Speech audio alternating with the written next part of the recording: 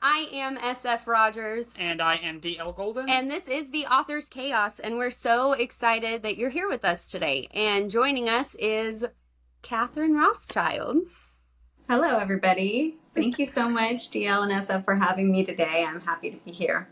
We're happy you're joining us. Well, let's just start out. Why don't you tell us a little bit about yourself, Katherine?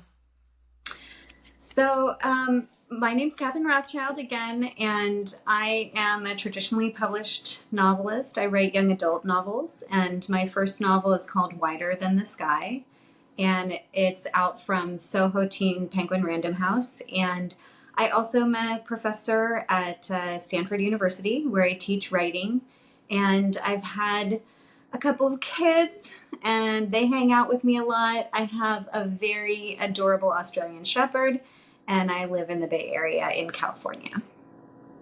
It's awesome. So you said it's a young adult book, Wider Than the Sky, right? So is young adult the genre that you write specifically? Yeah, I think that the absolute dream as an author is to be able to write across different genres successfully. But I always was drawn to young adult novels, and essentially what a young adult novel means for any listeners who are just like, well, kid lit is just all kid lit. It's not the same as middle grade. Young adult literally means your main character is between the ages of 14 and 18. So, Okay. And 18 is really sort of the upper level. So most of my characters do end up around 16 or 16 going on 17, which is most of my main characters end up in that age group.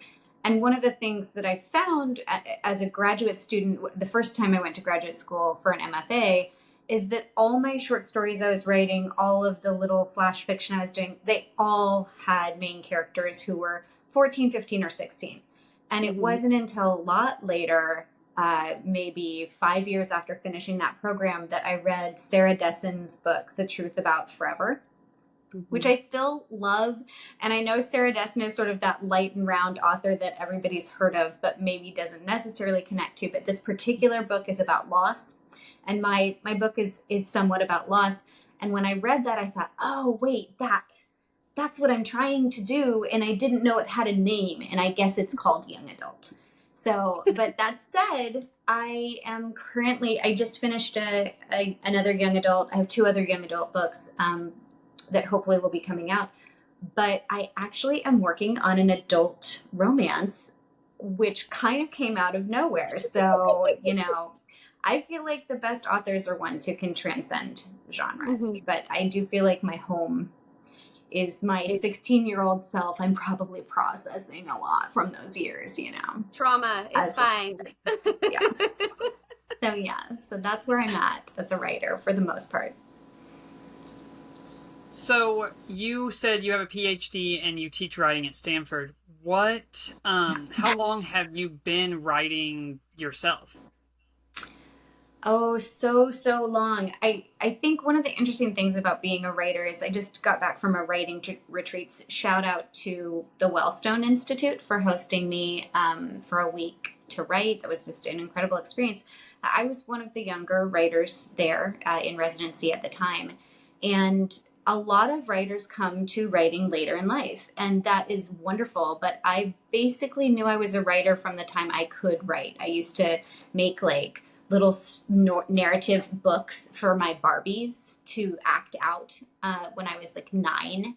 And then by the time I was 12, I wrote my first novel on binder paper in tricolor ink. Every page was a different color just to make it really snazzy for when it was published, that they would know I was really serious, because one page was pink and then the next one was green. I think it was a camp romance with a lot of burning things down and high, romance triangle drama. I think the most anybody did was probably hold hands, but still I felt like it was very cutting edge. So I've really been writing for my whole life, and that doesn't mean you have to be a writer, obviously, but it's always been the heart and soul of me. And when I find a time in my life when I'm feeling out of sorts, I always have to say to myself, what are you working on? What are you writing? Are you spending enough time writing? Because that's just, when you find that center of who you are, you just need to keep coming back to it and feeding it in different ways. Not always writing, sometimes reading, or I also do pottery, and part of that is just to let myself think about the worlds of my writing. But that's really been who I am my whole life. So, but that said, I didn't publish my first book until I was in my 30s. So I had published, articles and short stuff, but it doesn't mean just because you start writing when you're 2 or however old I was when I was making up Barbie stories, it still doesn't mean that you find success quickly. It takes sort of a lifetime of learning. I've found. My students probably hate it when I say things like that. Oh, God, what? How long is this really going to take me? Yeah. I think so I've been writing a long time. I started writing in like middle school, high school, and Daniel would say the same thing, that he's written for a very long time. But like getting that bravery to throw your idea out for other people to read has been, as an indie author, probably the scariest part, right? Like when you decided you were going to write your book, did you have that fear of like, I'm going to send this out to all of these people to try to get it published? Like, did you have that fear of that rejection? I think I was blissfully ignorant because I wrote it like thinking it would never happen, Mm-hmm. But at the same time, I was lucky enough in some ways in my graduate school. I actually went to undergrad and graduate my school. Shout out to St. Mary's College, where I went to graduate school. Great little program. And the wonderful, wonderful Brenda Hillman, who taught me half the things I know. I worked with a friend named Jennifer Chambliss-Bertman, who's the author of the book Scavenger Books, and she's, I think, at least twice over New York Times bestseller now. At the time, we were just 2 kids working on novels. But she was always a little ahead of me in her career, and she got serious about it before I did. And so I really very quickly saw what publishing could be. And she had a wonderful experience, and she's been very lucky in some ways and just worked hard for it in others, and really put her nose to the grindstone. But I saw very quickly that, okay, you get an agent, and once you get an agent, if you get past that hurdle, they help you. They edit, they look for people who are going to like your book. And because you have suddenly this person to ask questions of and to hold your hand and tell you not to worry. And as my agent, Rena Rosner, who's with Deborah Harris Agency, and she's amazing, she often says to me whenever I come to her, she says, all will be well. All will be well. And, it's a line, but it is good one. It's a good one to repeat to yourself when you're sort of having those thoughts about putting your work out there. Saying to yourself, all will be well, is a great way to just say, hey, refocus your attention on your own writing, on what you're doing today, on enjoying this writing session, and not worrying about where it's going to be someday. I think when we get caught up in our heads about what someone's going to think of what we're writing, we really can get ourselves stuck. I mean, I'm writing romance right now, and let me tell you, it's a little spicy, and I can't possibly think about anybody I know reading this except maybe my husband. But I have 2 little children, and I'm going to be like, okay, well, this one's not for you. The other ones maybe you can listen to on the audio, but this one's not for you. So I think you get that pathway to opening yourself up to being able to write without worrying about who's going to be the end user.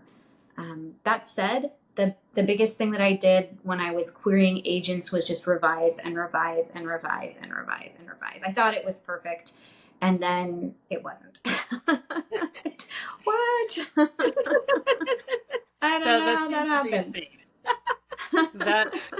That's a theme I think amongst a lot of authors, indie, traditional, whatever. It seems like finding some community, some support that can say, keep going, what you're doing is working, you're going to get there eventually, just keep pushing.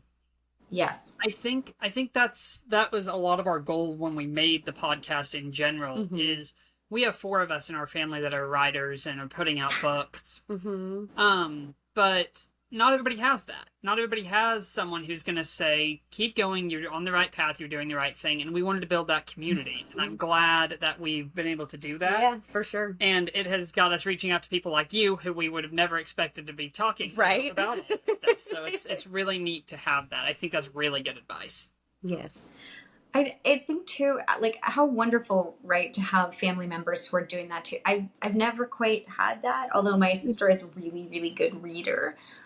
She's great. But I think that having a critique group is invaluable, and beyond having a critique group, I'm just thinking back to when I was querying, which I queried agents for a year. It took me a year to find an agent. And that is actually, I've heard, not that long.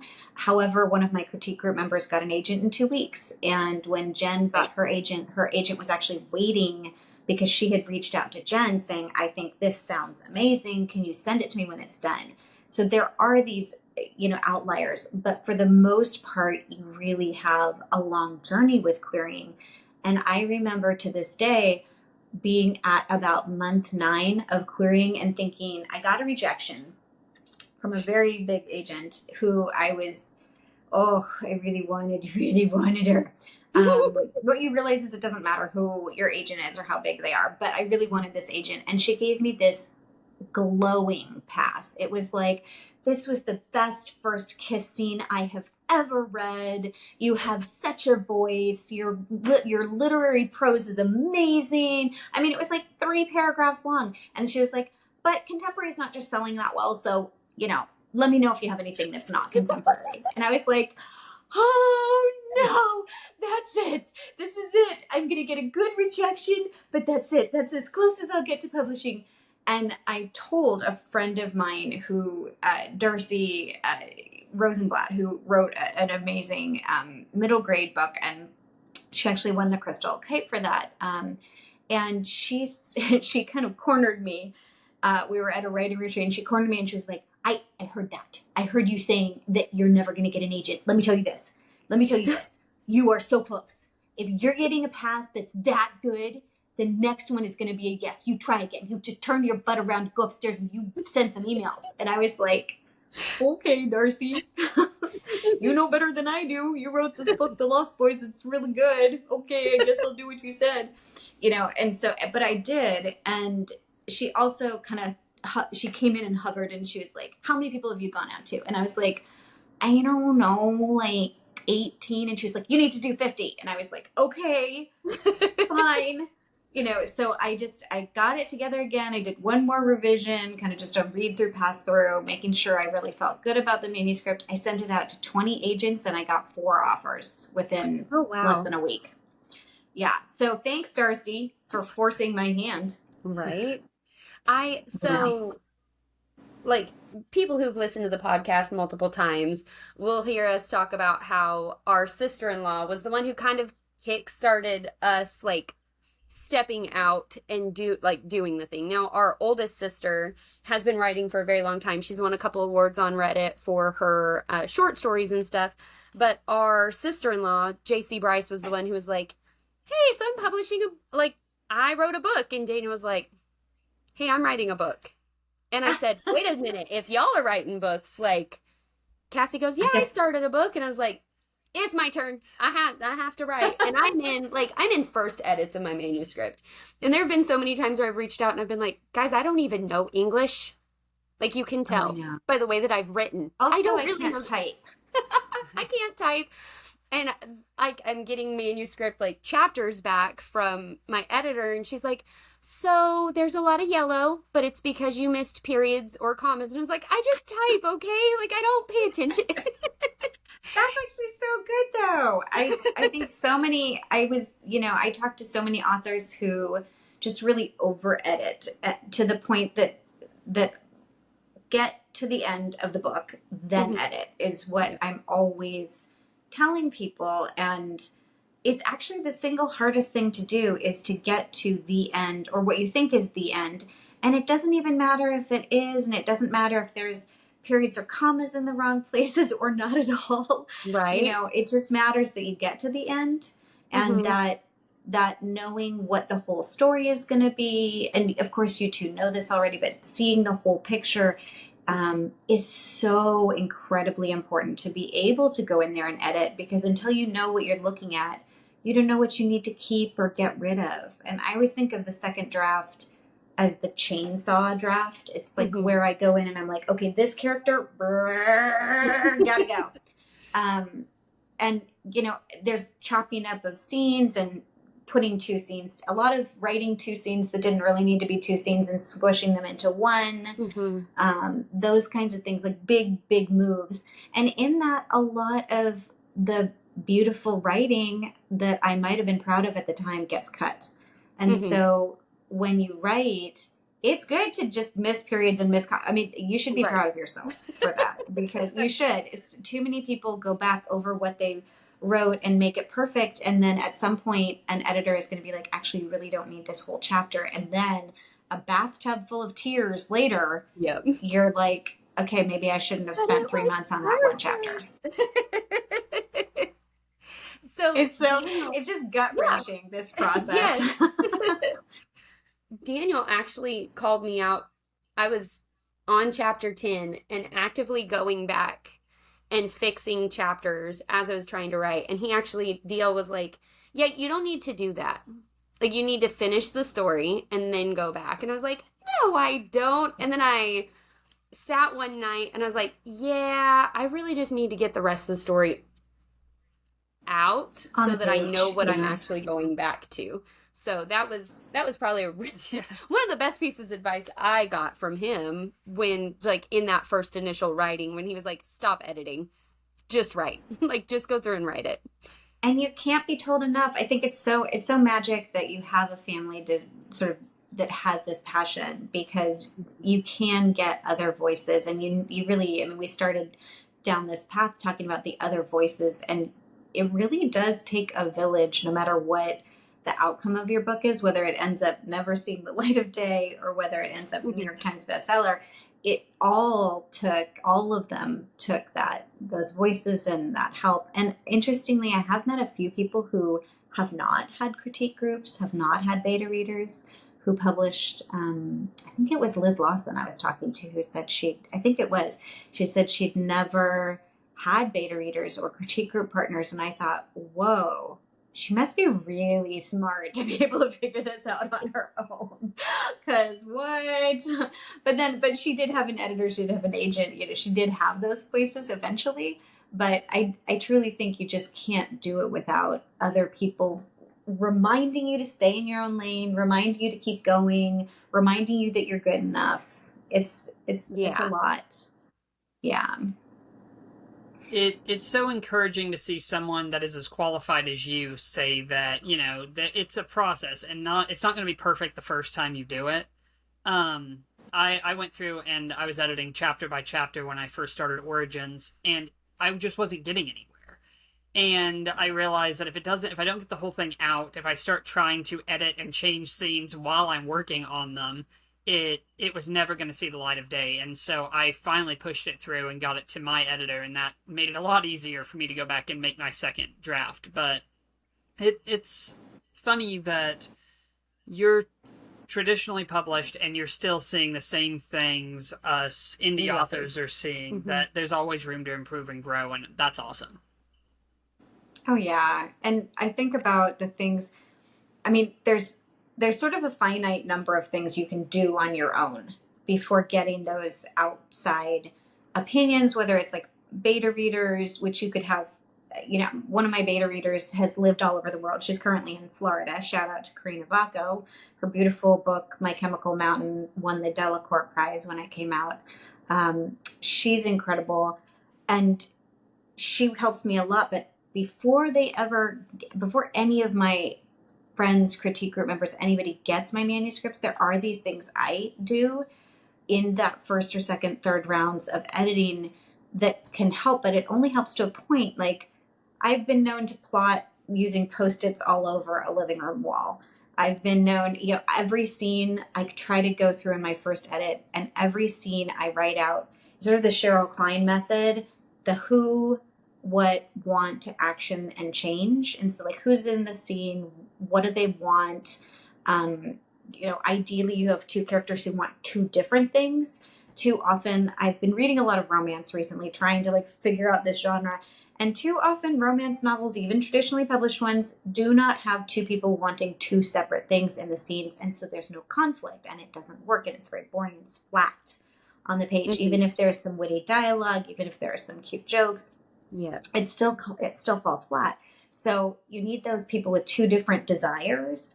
And then there's some kind of action that has to happen. It doesn't have to be a battle, but you got to be doing something. And then what's the change that comes out of the end of the scene, and what changes for one character, what changes for another character. So that I can do on my own. But then after that, I don't even know. I just throw something at my critique group and say, I don't know, does it work? I have no idea what's going on. Yeah, you need somebody else.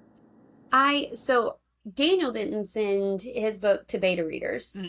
He had a couple of people read it, but not officially beta readers. I sent like my super rough draft out, and I was like, I just need to make sure this idea makes sense. Like, can you read it? And I got notes back from one of my beta readers that were invaluable, where she wrote notes as she read. So when she had a question, she typed it out. And she's like, even if you answered my question later, I left it in there so that you knew kind of how my mind tracked. And before she ever sent me the notes back, I was looking at something and I was like, I have a plot hole. I see it. I need to fix it. And one of her notes was like, you never answered this question. And I was like, so I had to message her back and I was like, hey, I actually did catch that in my own read through. Like, I did fix it. She's like, okay, I'm waiting for the second draft. Like, but her notes were invaluable for me because I know that I'm portraying my characters well. Have you found that notes like that help you kind of keep moving along the path? Yeah, absolutely. I think I was just thinking as you were talking about sort of how your beta reader responds to your manuscript, that there are a lot of different methods, right, Mm-hmm. of giving feedback. And I had a critique group member once, years ago, who's not in our group anymore. She moved to Argentina or something, but she used to have like a spreadsheet that was like character, setting, plot points, like just really, and that didn't work for me because Right. I was like too overwhelmed. And I think of it often the way I give feedback to my students, which I think of sort of three things if they need work, which sometimes they don't, but often they do. If they need to be thinking about things, I give them three main things that I'd like them to develop. And it's sort of like the goal of teaching, especially writing at a college, is you're developing the skills for a different context. You're not developing the skills to make the exact writing perfect, but you're working on something for a long-term goal. And that's not necessarily wrong for writing books either, because Right. every time I write a new book, I learn more. I don't necessarily feel like I get better. I start from zero every time, but I think probably I learn how to do it better, how to do it more efficiently, how to not have to go through so many rounds of revision if I focus on sort of just three things I need to grow in as a writer. Like, I didn't have a great handle on plot when I first started writing. I really came out of a very literary MFA program and that focused on beautiful language and word choice and knowing a lot about literature. And I found none of that useful for writing a young adult book because I really had to have a forward moving plot and action and figure out, a lot about dialogue that I didn't learn. So having critique group members who do different things has helped me a lot, but that walk through, that's what my agent does. She kind of does track changes, comments as she goes. And Mm-hmm. and fortunately she often says things like, you are just the most extraordinary writer. And I'm like, I love you so much. And then the next scene she'll be like, this does not make sense. Fix it. Okay, can we go back to the page before where you said I was wonderful? So, it's great to be inside the reader's head, but it's also good to get that sort of like big picture thing. Like, I think you could really work on snappier dialogue overall. And then you can Mm-hmm. spend this time thinking, like, I like to listen to audiobooks and I like to listen to whoever does something well that I'm trying to get better at. I just listen to the same book, like not in a row, but I'll listen to the book and think about what they do, and then listen to a couple other books, and then listen to the same book again and see what I notice about how they're constructing things, like working on that witty dialogue. So listening to a lot of Emily Henry, which, she's great. There are things she doesn't do as well as other authors, but the witty dialogue, she got that one down. So I just try to take it in. So sometimes it's just a big picture thing, and sometimes I love that track changes comments to help you be in the reader's head. That's so great. But having them all, if we can have them all, that's the ideal situation. Yeah, completely agree. So you are our official first traditionally published person we've talked to. What was it like to get your book published traditionally? So, I mean, cool, basically. I didn't ever consider self-publishing. It didn't even enter my thinking. And I think that's changed now. Certainly, just globally, we have a lot more capable people self-publishing excellent work. Whereas when I kind of came into an MFA program more than 15 years ago, it really wasn't an option. Like, you had to do the Amazon hub didn't exist. Like, if you did it, you had to hire a vanity press to help you. Like, so it never really entered my consciousness to even think about self-publishing. And so I got on this track without really making an informed decision. Right. But it was, it's a struggle like anything. But what I found is that the agent who I have has helped me so much, and she's an incredible writer herself. Rena has 2 books out. I particularly like her first book, which is called The Sisters of the Winterwood, and it's told in dual perspective, with one of the perspectives poetry or verse, and I learned so much from working with her about how to write. My second book is written in dual perspective, and one of them is poems. And the male point of view is poetry. He's a very sexy iron worker, in case you wanted to know. So I love that detail. I worked in an iron shop to have to be able to figure out okay, what is this stuff I'm doing here, which was fun, really fun. Forges actually are very medieval feeling now I know. But so working with a traditionally published line, you're first querying your book, you're getting an agent. Ideally, you get an agent who's wonderful. The things I thought about were whether I wanted an editorial agent or not, and Rena's highly editorial. She really does.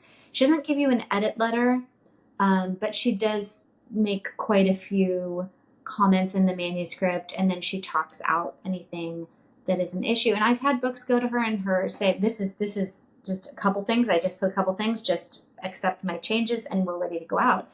And other times she's had more feedback, nothing major, but she's had a lot of feedback. And I find that really helpful, because I'm an author who likes to learn as I go and likes to continue to feel like I learn and doesn't mind. I think the biggest thing about self-publishing versus traditional publishing is that traditionally published authors really give their manuscript away a little bit earlier in its development than a self-published author does. And I was pretty comfortable with that. And I think that's honestly the only psychological positionality that has to exist, is you have to be willing to listen to somebody else's point of view and incorporate it without a lot of pushback. That said, my editor at Soho, Dan Ehrenhaft, who's now at Blackstone, he's a fantastic editor, has a really cool book coming out, that he edited, called Momcom, and everyone should look that up. And he really is a very highly sort of a deep editor. He wants you to go places that you didn't go before, and he used to always say, oh, take my ideas or don't, but really he owns the book now. It's his book too, at the point of him buying the book, or the imprint buying the book.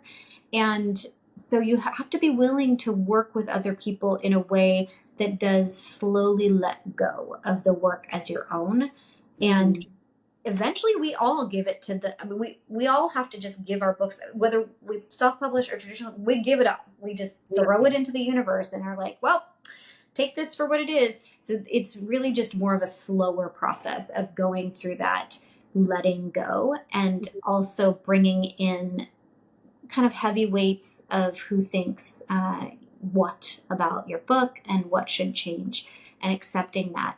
But even though my book actually it was scheduled to come out in 2020, and it came out, they pushed it hoping for the pandemic to like disappear, but it didn't.